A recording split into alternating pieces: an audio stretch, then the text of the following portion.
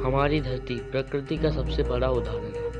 इस धरती पर कई प्राकृतिक गतिविधियां होती रहती हैं, जिसके कारण पृथ्वी का संतुलन बना रहता है। इन नेचुरल एक्टिविटीज़ में से कुछ तो होती हैं जो बहुत ही सुंदर दिखाई देती हैं। इस तरह के दृश्य काफ़ी अट्रैक्टिव और लुभावने होते हैं।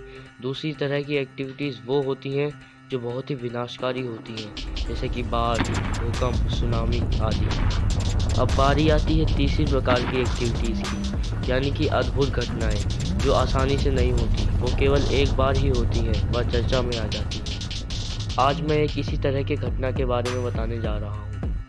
आपने बारिश होते हुए तो देखा ही होगा, लेकिन अगर मैं आपसे पूछूं कि बारिश किस चीज़ की होती है, आप सोचेंगे मैं ये कैसी बातें कर रहा हूँ, क्योंकि बारिश तो पानी की ही होती है।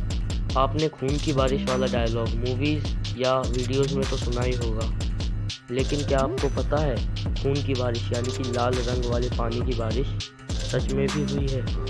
यह घटना आज तक एक अनसुलझा रहस्य बनी हुई है। बात है आज से लगभग 20 वर्ष पूर्व की। यह घटना 5 जुलाई 2001 को केरल में घटी थी। केरल को साइलेंट वैली भी कहा जाता है, क्योंकि वहाँ पे शांति है और वहाँ पर पेड़ पौधे भरपूर मात्रा में हैं। दोपहर का समय था और लोग मौसम का आनंद उठा रहे थे, लेकिन अचानक से बिजली कड़की और वहाँ बारिश होने लगी।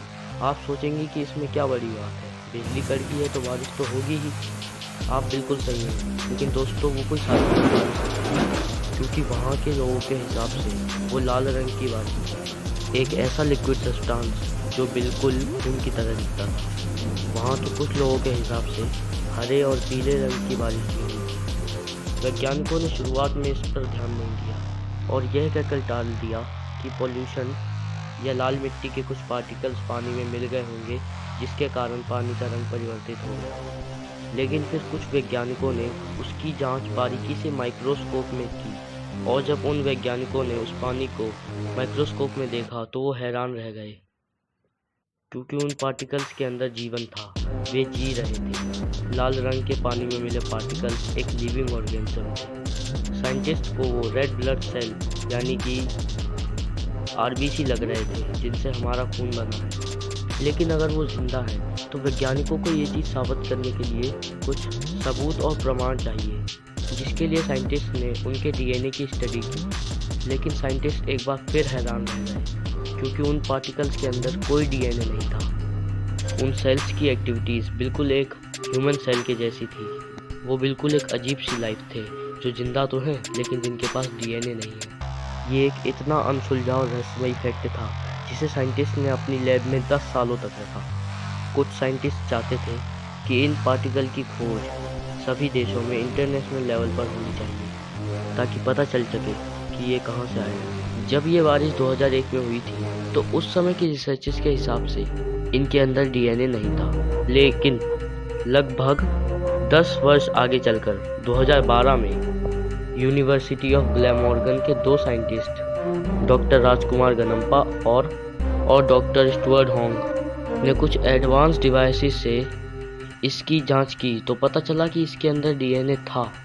कई सारी पब्लिक रिपोर्ट्स और न्यूज़पेपर में ये छपा गया कि ये एक एलियंस थे, जो हमारी पृथ्वी पर अपनी लाइफ भेजने की कोशिश कर रहे हैं। मैं मानता हूँ कि कुछ लोगों को इस बात पर विश्वास नहीं होगा, लेकिन ज़रा एक बार ध्यान से सोचिए। एक ऐसी अनजान चीज़ जो पूरी तरह से एक अननोन पार्टिकल है, वो पूरी धरती पर कहीं नहीं मिला, लेकिन वो केरला में कहाँ से और कैसे आया? इस लाल रंग की खून की बारिश की करेक्ट एक्सप्लेनेशन आज भी साइंटिस्ट के पास मौजूद नहीं है, क्योंकि उसकी जैसी चीज़ पूरी धरती पर ही नहीं है। बस इसी तरह कुछ रहस्यमयी तथ्यों के कारण वैज्ञानिक आज तक ये पता नहीं लगा पाए कि वो लाल रंग की बारिश क्यों और कैसे हुई थी। वीडियो अच्छी लगी हो तो वीडियो को लाइक कीजिए। ऐसी ही और वीडियोस देखने के लिए हमारे चैनल फैक्चुअल एंटरटेनमेंट को सब्सक्राइब कीजिए। कोविड-19 यानी कि कोरोना वायरस बहुत तेज़ी से फैल रहा है, इसलिए घर पर रहिए, सुरक्षित रहिए। Have a good day.